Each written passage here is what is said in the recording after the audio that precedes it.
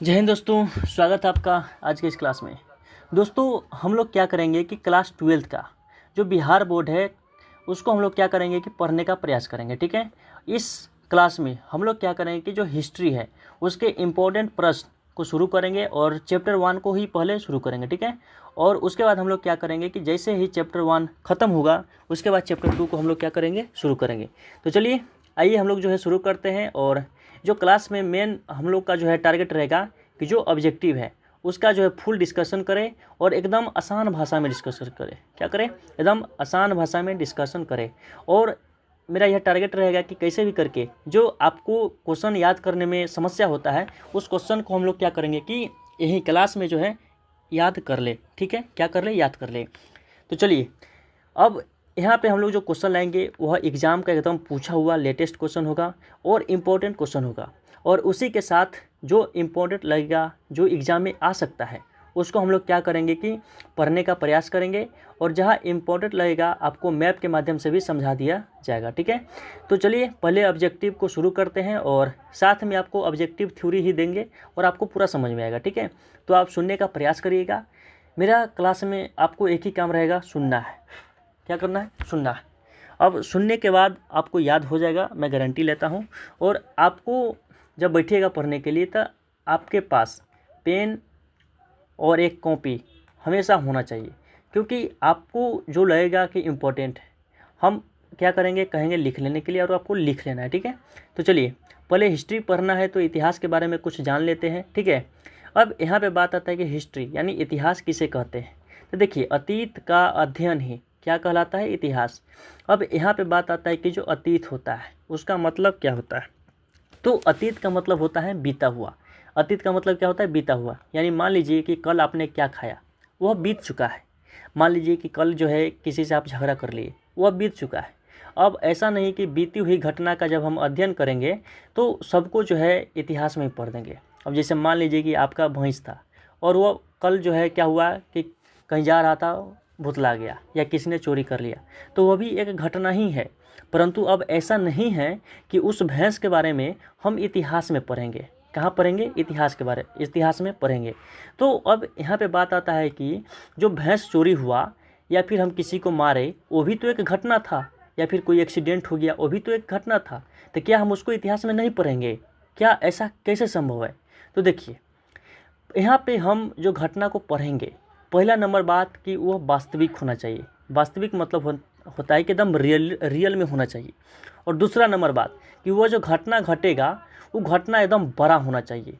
क्या होना चाहिए? बड़ा घटना होना चाहिए। छोट मोट घटना के बारे में हम लोग इतिहास में नहीं पढ़ेंगे। ठीक है, और वह घटना बड़ा होना चाहिए और उस घटना के बाद हमें उस देश में या उस क्षेत्र में एक बड़ा चेंजिंग देखने को मिले। मतलब कि कोई घटना बड़ा हो और वो जब घटता है तो उस वहाँ पे मतलब उस क्षेत्र में अपना प्रभाव छोड़ता हो।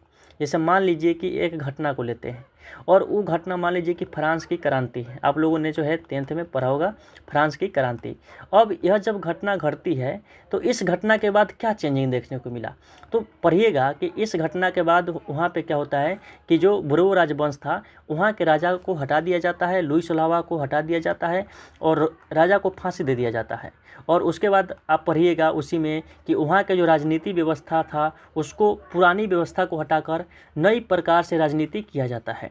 फिर उसके बाद उसी में आप पढ़िएगा कि जो मतलब समाज के लोग थे वहाँ पे जो भी भेदभाव था उस समाज के भेदभाव को हटा दिया जाता है। यानी हम कह सकते हैं कि जो फ्रांस की घटना घटी थी 1789 को, इस घटना के बाद हमें कई चेंजिंग देखने को मिला। इसलिए हम क्या करेंगे कि जो फ्रांस की क्रांति की जो घटना हुई है इसको पढ़ने का प्रयास करेंगे। क्यों?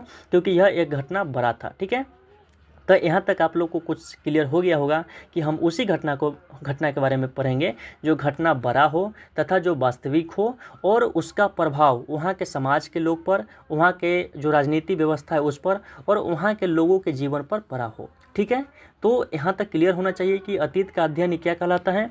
इतिहास कहलाता है। अतीत का अध्ययन क्या कहलाता है? इतिहास कहलाता है। अब आगे बात आता है, जैसे मान लीजिए कि कोई तुर्की मुस्लिम आक्रमण हुआ तो ये भी एक बड़ी घटना है। ठीक है, अब यहाँ पे है कि इतिहास का जनक किसे कहा जाता है? तो याद रखिएगा हेरोडोटस को जो है इतिहास का क्या कहा जाता है, जनक कहा जाता है, क्योंकि यह संसार के प्रथम व्यक्ति था जिसने इतिहास को लिखने का काम किया था। तो अब यहाँ पे बात आता है कि इनसे पहले जो इन्हें इतिहास का पिता कहा जाता है, क्या इनसे पहले कोई घटना नहीं घटता था? देखिए, हेरोडोटस का जब जन्म भी नहीं हुआ था तो उनसे पहले घटना घटती थी, परंतु समस्या यह था कि जब घटना घटता था तो घटना का कोई विवरण सही ढंग से नहीं था, यानी कि वो घटना क्यों घटा, वो घटना का कारण क्या था, और वो घटना घटा तो घटने के बाद क्या परिणाम आया, इसके बारे में कोई भी सही ढंग से लिखने का प्रयास नहीं करता था। परंतु इस चीज़ को जो है सही ढंग से अगर कोई लिखा था तो वो था हेरोडोटस। कौन था? हेरोडोटस। हेरोडोटस ने क्या किया था कि एक किताब लिखा था, उस किताब का नाम था द हिस्टोरिका। क्या नाम था? हिस्टोरिका। और इस किताब में क्या किया था कि इसने एक युद्ध हुआ था जिसका नाम था पेलोपोनेशियन का युद्ध। क्या नाम था? पेलोपोनेशियन का युद्ध। और इस युद्ध में मतलब इस युद्ध को इसने एकदम बारीकी से लिखा, एकदम क्रमबद्ध, यानी क्यों हुआ, युद्ध का कारण क्या था, फिर जब युद्ध हुआ तो युद्ध के बाद क्या परिणाम हुआ, मतलब जैसे कि फ्रांस के राजा मर गया, हटा दिया गया, तो उसके बाद वहाँ की स्थिति क्या हुई, तो वही हो गया क्या? परिणाम। ठीक है। तो इतिहास का जनक जो है हेरोडोटस को इसलिए कहा जाता है क्योंकि इसने पहली बार युद्ध को एकदम सही ढंग से लिखने का काम किया था। इनसे पहले जो भी घटना घटी थी उसको लिखा तो जाता था, परंतु क्रमबद्ध तरीके से नहीं, यानी सही ढंग से नहीं। वो क्यों घटा, उसका कारण क्या था, उसके बाद क्या हुआ, यही कारण है कि इतिहास का पिता जो है हेरोडोटस को माना जाता है। ठीक है, इसको याद रखिएगा। और हेरोडोटस कहाँ का रहने वाला था? तो यूनान का रहने वाला था। हेरोडोटस कहाँ का रहने वाला था? यूनान का रहने वाला था। अब यहाँ पे आप देख सकते हैं कि यही है हेरोडोटस। कौन है? हेरोडोटस है, याद रखिएगा। ऐसा देखिए, इनका जन्म कब हुआ था? तो 484 ईसा पूर्व हुआ था। 484 ईसा पूर्व हुआ था। ठीक है। ऐसा कहा जाता है कि भारत का इतिहास लिखित नहीं है। देखिए, यह यूनान के है ना, तो ऐसा हम मान सकते हैं कि जो हेरोडोटस को इतिहास का पिता कहा जाता है, तो क्या भारत में कोई इतिहास की घटना नहीं लिखा गया था क्या? तो देखिए, इतिहास में के लोग को शुरू से ही भारत के लोग को क्या है कि शुरू से ही लिखने में दिलचस्पी नहीं था, लिखने में कोई दिलचस्पी नहीं था, परंतु इनको सुनने में बहुत मज़ा आता है। आप लोग एक चीज़ को गौर करिएगा कि जो भारत के लोग हैं उनको लिखने के लिए कहिएगा तो वो नहीं चाहेंगे लिखे, परंतु कहिए कि सुन लीजिए, बैठ के सुन लेगा। अब जैसे आप ही को कहा जाए कि इन सबको ना लिखना है, आप लिखने का मन नहीं करेगा। आप भले इसको 10 बार देख लीजिए परंतु आपको लिखने का मन नहीं करेगा। परंतु यकीन मानिए, आप एग्ज़ाम में अगर आप बैठते हैं और आपको सब्जेक्टिव लिखना है तो आपको लिखने का प्रयास करना चाहिए। ठीक है। और जितना लिखने का प्रयास करिएगा उतना बेटर आप जो है एग्ज़ाम में परफॉर्म करिएगा। तो देखिए, ये है हेरोडोटस और इसे इतिहास का क्या कहा जाता है? जनक। तो इतिहास का जनक तो इन्हें कहा जाता है। तो क्या भारत में कोई इतिहास का जनक नहीं है? देखिए, जब घटना घटती थी तो भारत के लोग के बारे में आपको पता है कि इनको लिखने में कोई दिलचस्पी नहीं था, परंतु भारत के जो पहला लिखित इतिहास की एक पुस्तक है उसका नाम है राजतरंगिणी। क्या नाम है? राजतरंगिणी। इस किताब को जब पढ़िएगा तो इसमें आपको कश्मीर के इतिहास पढ़ने को मिलेगा, यानी कश्मीर के राजा, वहाँ की नदी, इन सब के बारे में जो है आपको पढ़ने को मिलेगा। और इस किताब को माना जाता है कि यह भारत का प्रथम जो है लिखित इतिहास है। क्या है? लिखित इतिहास। अब इनसे पहले भी कई किताब लिखा गया है, परंतु इसको जो है मेन तौर पर माना गया है, तो हम लोग भी क्या करेंगे? मान लेंगे। आपको यहाँ से याद क्या रखना है? तो याद रखना है कि राजतरंगिणी पुस्तक के लेखक कौन है? कलहन है। और कलहन ने जो है राजतरंगिणी में किस की चर्चा किया गया है? तो कश्मीर के इतिहास की चर्चा किया गया है। यहाँ से आप लोग याद रखिएगा कि भारत का जो लिखित इतिहास है वो 5000 साल का है। ठीक है, 5000 साल का भारत का लिखित इतिहास है, यानी भारत में 5000 साल पहले जो लोग रहते थे वो कैसे रहते थे, उनका खान पान क्या था, वो लोग क्या करते थे, व्यापारी करते थे कि नहीं करते थे, यानी इन सब चीज़ की चर्चा जो है हमारे जो है 5000 साल पहले क्या हुआ था, इन सब चीज़ की चर्चा हमारे पास है और वह लिखित विवरण है, यानी लिखा गया है। जैसे 5000 साल पहले भारत में एक समाज रहा करता था जिसका नाम है हड़प्पा समाज, या फिर हम कह सकते हैं कि हड़प्पा सभ्यता। तो जब इसको देखिएगा तो यहाँ पे पता चलेगा कि हड़प्पा सभ्यता के लोग कैसे रहते थे, ये लोग क्या खाते थे, शिकारी करते थे कि नहीं करते थे, इन लोग का जो है मतलब ये लोग के समाज में कैसे रहते थे, क्या भाषा थी। तो मतलब हम कह सकते हैं कि भारत का जो लिखित इतिहास है वह 5000 साल का है ना, कि 5000 साल पहले क्या होता था नहीं होता था। अब यहाँ पे आइए कि जो एक कालखंड दिया गया है कि हम जो है भारत के इतिहास को 3 भाग में बांट कर पढ़ते हैं। एक होता है प्राचीन काल, एक होता है मध्यकाल और एक होता है आधुनिक काल। देखिए ये काल बांटने का सबसे बड़ा रीज़न क्या है, अब आपके दिमाग में आएगा, कहीं पे भी पढ़ते हैं तो आप कभी ये गौर नहीं किए हैं कि जो काल बटा है आखिर बटने का कारण क्या है। देखिए हर काल को तभी बांटा जाता है जब वहाँ पे मतलब एक समय चल रहा है और वहाँ पे एक परिवर्तन देखने को मिल जाए, और फिर एक समय चल रहा है और फिर वहाँ पे एक परिवर्तन देखने को मिल जाए, तो वहाँ पे क्या किया जाता है कि इतिहासकारों के द्वारा उसको ना बांट दिया जाता है कि इस समय में क्या हो रहा था, इस समय में क्या चेंजिंग हुआ, इस समय में क्या चेंजिंग हुआ। जैसे कि हम बात करें प्राचीन काल में, तो इस काल को हिंदू राजा का काल भी कहा जाता है। क्यों? क्योंकि जब इस काल में आप आइएगा तो आपको जो है हिंदू राजा के बारे में पढ़ना पड़ेगा, जैसे चंद्रगुप्त मौर्य हो गया, इसके बाद जो है अशोक हो गया, और भी कई हिंदू राजा हैं। तो आप इस काल में देखिएगा कि हिंदू राजा शासन कैसे करते थे, इनकी जो है राजनीति व्यवस्था कैसी थी, यानी राजा की जो है राजनीति व्यवस्था कैसी थी। फिर उसके बाद आपको देखने को मिलेगा कि प्राचीन काल के जो है लोग कैसे रहते थे, यानी प्राचीन काल के लोग कैसे रहते थे। फिर आप यहाँ पे आइएगा तो आपको देखने को मिलेगा कि यहाँ के जो है समाज के लोग कैसे रहते थे, यानी समाज के जो लोग हैं, थोड़ा माउस दिक्कत कर रहा है, ठीक है, माउस से थोड़ा लिखने में दिक्कत हो जाता है, ठीक है, तो आप सुनने का प्रयास करिए ज़्यादा। देखिए जब प्राचीन काल में देखिएगा तो यहाँ पे पता चला कि यहाँ की राजनीति व्यवस्था कैसी थी, यानी राजा कैसे शासन करता था, उनकी जो है दंड देने का क्या मतलब नियम कानून होता था, यहाँ के लोग कैसे रहते थे, फिर उसके बाद यहाँ के समाज के लोग कैसे रहते थे, इनके क्या खान पान था, इनका क्या पहनावा था।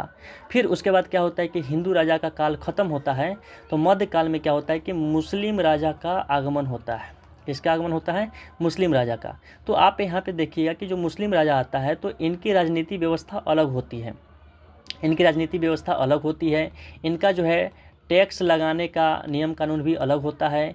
फिर यहाँ पे जब मध्यकाल में मुस्लिम लोग का आगमन होता है तो यहाँ के जो लोग का रहन सहन था वो भी धीरे धीरे क्या हो जाता है, चेंज हो जाता है। फिर आप देखिए कि समाज जो है कई भागों में बट जाता है और उनका खान पान पहनावा भी अलग अलग देखने को मिलता है। यानी हम कह सकते हैं कि हर काल में समाज में और वहाँ के लोगों में और वहाँ के राजनीति व्यवस्था में हमें चेंजिंग देखने को मिला है, इसलिए इतिहासकारों ने इसे कई भागों में बांटने का प्रयास किया है।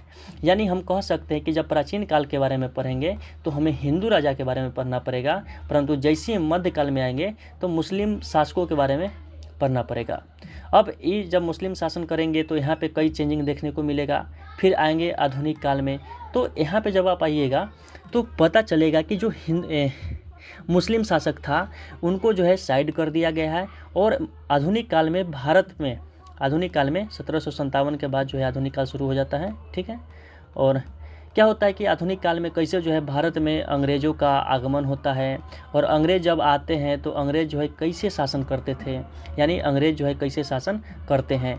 फिर इसके बाद आप पढ़िएगा कि जो अंग्रेज़ के समय में भारत में जो है समाज की स्थिति क्या थी, यानी समाज में क्या बदलाव देखने को मिला, राजनीति में क्या बदलाव देखने को मिला, लोगों के पहनावे वेशभूषा में क्या बदलाव देखने को मिला।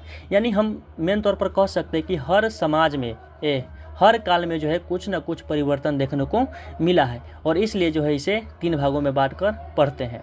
तो प्राचीन काल में हिंदू राजा, मध्यकाल में मुस्लिम राजा, और आधुनिक काल में अंग्रेजी शासन के बारे में हम लोग पढ़ते हैं, ठीक है। तो चलिए और शुरू करते हैं चैप्टर 1 पार्ट 1। चैप्टर 1 पार्ट 1 जो है आपका शुरू हो गया है। और देखिए चैप्टर 1 क्या है, तो ईट एवं मनके और अस्थिया। क्या ईट, मनका और अस्थिया है। इसमें जो है पार्ट 1 को देखेंगे पहले हम लोग। अब पार्ट 1 का मतलब है कि इसी का जो है एक और पार्ट आएगा, पार्ट 2 होगा। इसमें हम लोग क्या करेंगे कि पूरे इसको पढ़ने का प्रयास करेंगे, ठीक है। तो इसमें जो इसका जो बचा हुआ भाग आएगा वो पार्ट 2 में आ जाएगा, ठीक है। तो चलिए शुरू करते हैं। सिंधु सभ्यता को किस नाम से भी जाना जाता है? तो हड़प्पा सभ्यता के नाम से भी जाना जाता है। देखिए, सिंधु घाटी सभ्यता आपको बताए थे कि आज से 5000 साल पहले क्या हो रहा था, नहीं हो रहा था, तो इसका जो है लिखित विवरण हमारे पास है। तो इतिहासकारों ने देखा, जैसे पहले लोगों का मानना था कि जो भारत में मुस्लिम शासकों से पहले और इससे पहले जो है कोई बड़े बड़े राजा महाराजा नहीं हुआ करते थे। परंतु क्या होता है कि एक व्यक्ति था जिसका नाम था चार्ल्स मेसन। क्या नाम था? चार्ल्स मेसन था। Charles mason. अब चार्ल्स मेसन जो है एक सैनिक था। क्या था? एक सैनिक था। और सैनिक था और ये एक दिन क्या हुआ कि 1826 की बात है। कब की है? 1826 की बात है ना।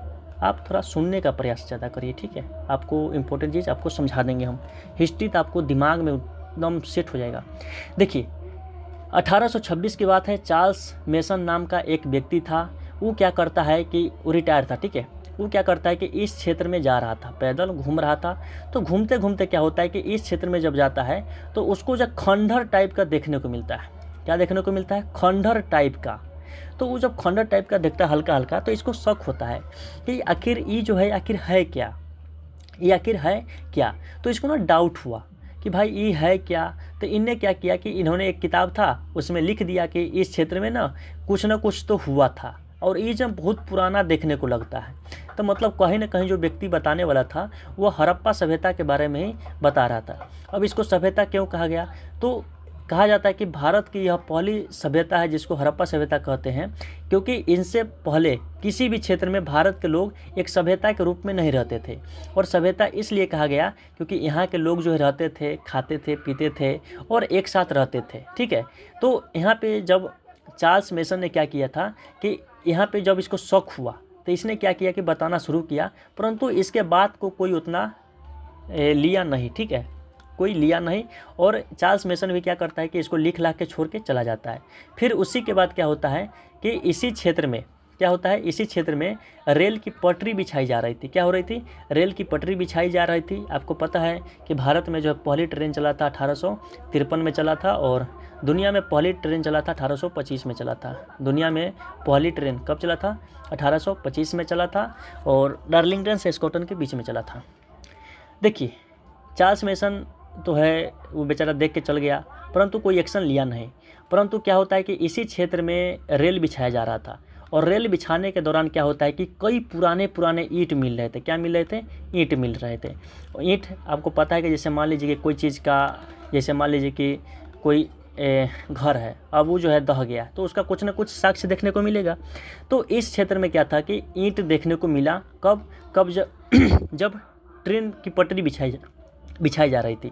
तो लोगों ने यह देखा कि भाई यहाँ पे जो ईंट का यूज हो रहा है, ईंट जो मिल रहा है वो बहुत पुराना है। तो इसमें क्या हुआ कि कार्बन 14 का प्रयोग किया गया। कार्बन 14 का जो है क्या किया जाता है? प्रयोग किया जाता है। और कार्बन 14 से जब इसकी आयु पता किया गया तो पता चला कि ये जो ईंट है वो लगभग 5000 साल पुराना है। कितना हजार साल है? 5000 साल पुराना है। अब यहाँ पे लोगों का दिमाग खराब हो गया। कहा कि भाई इस क्षेत्र में 5000 साल पुराना पहले कोई रहता था क्या? अब इनके बीच में जो है लोगों के बीच में यह अफरा तफरी मच गया कि यहाँ पे ज़रूर पहले कुछ न कुछ रहा होगा। परंतु क्या होता है कि लोग प्रयास किया कि आखिर क्या था, नहीं था। तो लोग क्या हुआ ना कि इस पर उतना ध्यान दिए नहीं। परंतु क्या होता है कि अगला एक व्यक्ति आता है जिसका नाम था कनिंघम। क्या नाम था? कनिंघम। अब इसको जो है भारतीय पुरातत्व का जनक कहा जाता है। भारतीय पुरातत्व का जनक कहा जाता है। कनिंघम क्या करता है? आता है इस क्षेत्र में और इसका सर्वेक्षण करता है। क्या करता है? सर्वेक्षण करता है। परंतु सर्वेक्षण करता है, सर्वेक्षण करने के बाद ये जो है उतना सीरियस लेता नहीं कि आखिर यहाँ क्या था, नहीं था, 5000 साल पहले क्या हो रहा था, नहीं हो रहा था, 5000 साल पहले क्या हो रहा था, नहीं हो रहा था। इसने क्या किया कि इसको छोड़कर चला गया। इसने क्या किया? ये छोड़कर चला जाता है और उतना एक्शन लेता नहीं है। परंतु इसके बाद क्या होता है कि समय बीतता है और समय बीतते बीतते क्या होता है कि धीरे धीरे यहाँ पे कुछ ना कुछ मिल ही रहा था। क्या हो रहा था? कुछ ना कुछ मिल ही रहा था। तो अंतिम में क्या होता है कि एक भारतीय पुरातत्व का एक जो है अध्यक्ष बनाया जाता है जिसका नाम था जॉन मार्शल। क्या नाम था? याद रखिएगा नाम, जॉन मार्शल। जॉन मार्शल ने क्या किया कि एक व्यक्ति था जिसका नाम था दयाराम सहनी। क्या नाम था? दयाराम सहनी। और दयाराम सहनी को देता है कोदारी उदारी देता है, कहता ले आप फाड़ दे मार के एकरा। तो दयाराम सहनी क्या करता है कि इस क्षेत्र को खुदाई करना शुरू करता है। और दयाराम सहनी ने क्या किया था कि दयाराम सहनी, देखिए आप इसको सुनिए, आपको 100% समझ में आएगा। दयाराम सहनी ने क्या किया कि 1921 में जाता है, अब मारता है 2-3 हथौड़ा। क्या मारता है? 2-3 कोदारी जब मारता है तो यहाँ पे जो है एक सीढ़ी दिखाई देता है। क्या दिखाई देता है? सीढ़ी। और फिर क्या करता है कि फिर जब खुदाई शुरू करता है तो पता चला कि ओ माय गॉड, यहाँ पे एक और सीढ़ी मिला। और धीरे धीरे क्या होता है कि इसमें कई मजदूर को लगाया जाता है। और जब खुदते खुदते पता चलता है कि तो वो रूम मिल गया। क्या मिल गया? वो रूम में मिल गया। अब यहाँ से समझ में आ गया था दयाराम सहनी को, यहाँ पे ज़रूर कुछ न कुछ है। और कई मजदूर को लाया जाता है। जब खाना जाता है तो एक सभ्यता ही निकल जाता है, एक जैसे गांव टोला उला होता है ना, तैसे निकल गया। इसके बाद समझ में आ गया था कि यहाँ पे ज़रूर कुछ न कुछ था। और यहाँ से कहा जाता है कि हड़प्पा सभ्यता की क्या हो गई? खोज हो गई। ठीक है। तो 1921 में दयाराम सहनी ने क्या किया था? हड़प्पा सभ्यता की खोज किया था। हड़प्पा सभ्यता का सर्वेक्षण किसने किया था? कनिंघम ने किया था। परंतु कनिंघम ने सीरियस नहीं लिया था। दयाराम सहनी ने खुदाई किया। ठीक है। अब यहाँ पे बात आता है हड़प्पा क्यों नाम पड़ा? क्योंकि जिस जगह का खुदाई किया गया उसका नाम ही पहले क्या था? हड़प्पा। और इसी के नाम पर हड़प्पा रख दिया गया। परंतु अधिकतर इसके जो शहर हुआ करते थे वह थे सिंधु नदी के किनारे। किस नदी किनारे? सिंधु नदी के किनारे। इसलिए जो है इसको नाम दे दिया गया सिंधु घाटी सभ्यता। क्या नाम दे दिया गया? सिंधु घाटी सभ्यता। और याद रखिएगा, सिंधु सभ्यता में जो है जब खुदाई किया जाता है तो कई शहर मिलते हैं। जैसे यहाँ पे हड़प्पा था, हड़प्पा के साथ एक और शहर मिलता है जिसका नाम है मेहरगढ़। क्या नाम है? मेहरगढ़। फिर आगे तनका खुदाई किया जाता है तो एक और शहर मिलता है जिसका नाम है मोहनजोदड़ो। फिर आगे शहर एगो मिलता है चंदहुदरो। फिर जब खुदाई होता है तो सुरकोटदा मिलता है, लोथल मिलता है, रंगपुर मिलता है, धौलावीरा मिलता है। यानी एक खुदाई ने कई खुदाई का जो है जन्म दे दिया था। यानी एक का खुदाई हुआ, फिर अगल बगल में जब खोद कर देखा गया तो कई बड़े बड़े शहर देखने को मिला। और सब शहर की अपनी एक विशेषता है जिसको हम लोग पढ़ेंगे। ठीक है। तो हम लोग यहाँ से देख लिए कि हड़प्पा सभ्यता का जो खोज है कैसे हुआ है, नहीं हुआ है। ठीक है। तो चलिए अब यहाँ पे देख लेते हैं कि सिंधु घाटी सभ्यता को किस नाम से भी जाना जाता है। तो हड़प्पा सभ्यता भी कहा जाता है, मेलुहा सभ्यता भी कहा जाता है, और सिंधु घाटी सभ्यता भी कहा जाता है। सिंधु सभ्यता का नाम जो है किसने दिया था? तो जॉन मार्शल ने दिया था। आपको पता है जॉन मार्शल ने दिया था 1826 में। सिंधु सभ्यता का नाम किसने दिया था? जॉन मार्शल ने दिया था। सिंधु सभ्यता का खोज किसने किया था? दयाराम सहनी ने किया था 1921 में। किसने किया था? 1921 में दयाराम सहनी ने किया था। और फिर आता है हड़प्पा जो है किस नदी के किनारे है? रावी नदी के किनारे हैं। अगला क्वेश्चन है सिंधु सभ्यता के लोग किस धातु से परिचित नहीं थे? तो याद रखिएगा लोहा से। सिंधु घाटी सभ्यता के लोग किस धातु से परिचित नहीं थे? तो लोहा से परिचित नहीं थे। सिंधु सभ्यता के लोग किस धातु से परिचित थे? चांदी से, सोना से, कांसा से। क्या थे? कांसा से परिचित थे। आपसे ये पूछेगा क्वेश्चन, याद रखिएगा। मानव ने किस धातु का खोज जो है सबसे पहले किया था? तो याद रखिएगा तांबा का। मानव ने सबसे पहले किस धातु का खोज किया था? तांबा का। सिंधु सभ्यता कैसी सभ्यता है? तो नगरीय एवं शहरी सभ्यता है। यानी जब खुदाई हुआ था तो नाला उला देखने को मिला तो समझ में आ गया कि ये लोग जो है शहरी थे। सिंधु सभ्यता का शहर कौन सा था? तो आप लोग जो है देख चुके हैं, ये सब सिंधु सभ्यता का शहर था जो खुदाई के दौरान मिला है।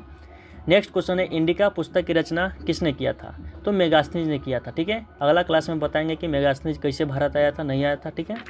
सिंधु सभ्यता संबंधित है आदि ऐतिहासिक काल से, यानी आधा इसका साक्ष्य जो है मतलब लिखल तो मिला है परंतु क्या लिखा है पता नहीं चला है। ठीक है।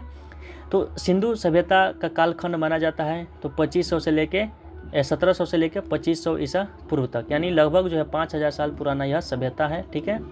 हड़प्पा के बर्तन पर मूल जो है किस रंग का जो है प्रयोग किया जाता था? तो याद रखिएगा लाल रंग का।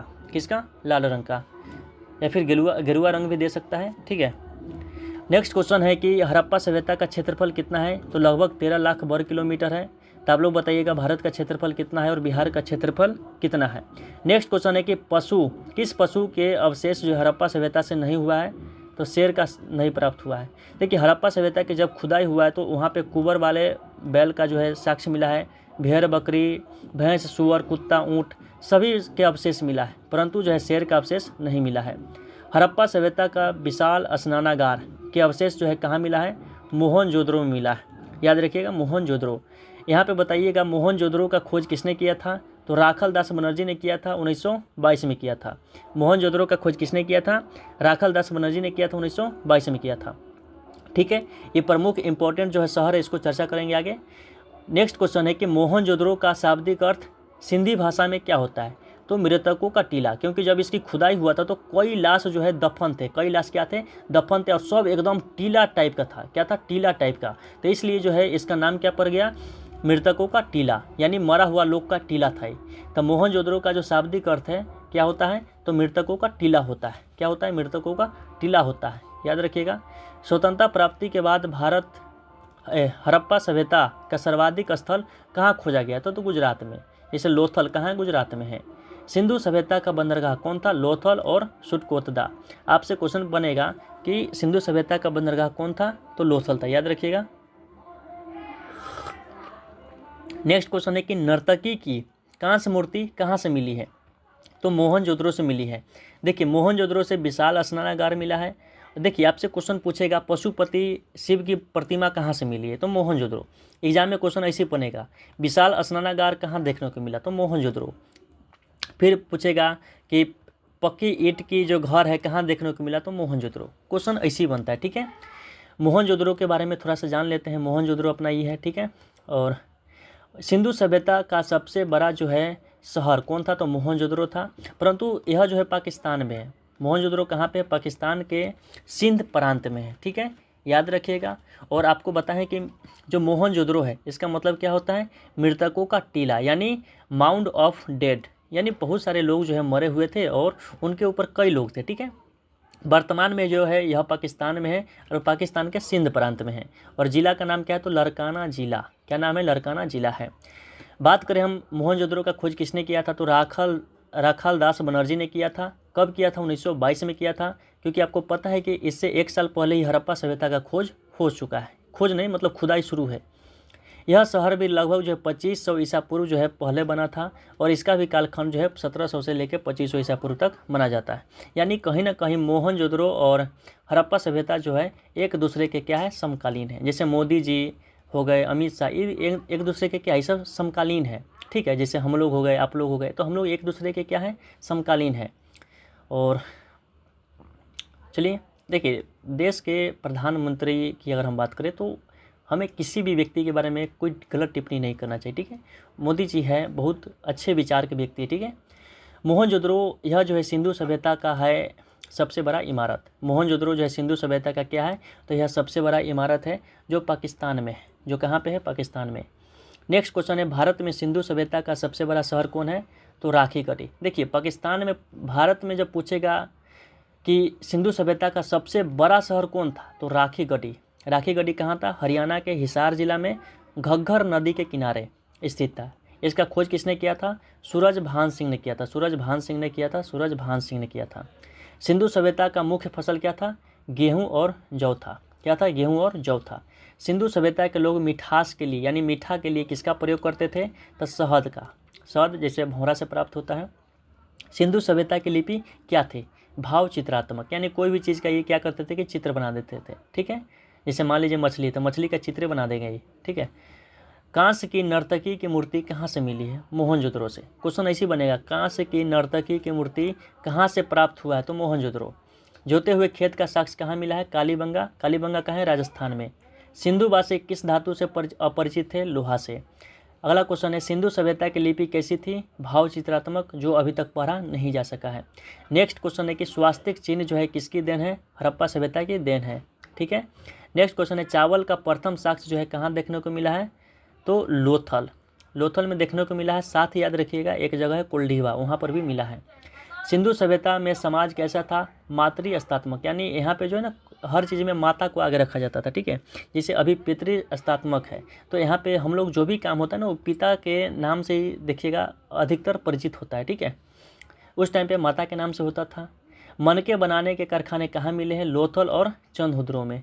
नेक्स्ट क्वेश्चन है, सिंधु सभ्यता का सबसे उत्तरी स्थल कौन सा है, मांडा, जम्मू कश्मीर में है। घोड़े के अस्थि पंजर कहाँ मिले हैं, तो सुरकोटदा मिले हैं, गुजरात में। देखिए क्वेश्चन ऐसी बनता है कि घोड़े के अस्थि पंजर कहाँ से मिले हैं, तो सुरकोटदा से। और हम यकीन करेंगे कि आप लोग जो है क्वेश्चन को अच्छे से सुने होंगे। देखिए कोशिश रहेगा कि कम से कम 20 से 25 मिनट के वीडियो में आपको कम से कम 30 से 40 क्वेश्चन का डिस्कस कर दिया जाए। हालांकि आज तो थोड़ा फर्स्ट क्लास था, जिसके कारण थोड़ा लंबा क्लास हो गया है। आगे से क्या करेंगे कि वन लाइनर में लाएंगे और इसको एक क्वेश्चन को 2-3 बार बोलेंगे, जिससे आपको क्या हो जाएगा, याद हो जाएगा। और आप लोग से एक निवेदन है कि आप लोग इसको याद करिए। याद तभी होगा जब आप इसको लिखिएगा। क्या करिएगा, लिखिएगा। तो मेरा विश्वास है कि आप लोग लिखते होंगे और लिखिए, ठीक है। आप पूरा नहीं लिखिए, परंतु वन लाइनर में जो आपको लगे कि इम्पोर्टेंट है आप लिख लीजिए, क्योंकि आपका लिखा हुआ आपको ज़्यादा देर तक याद रहेगा।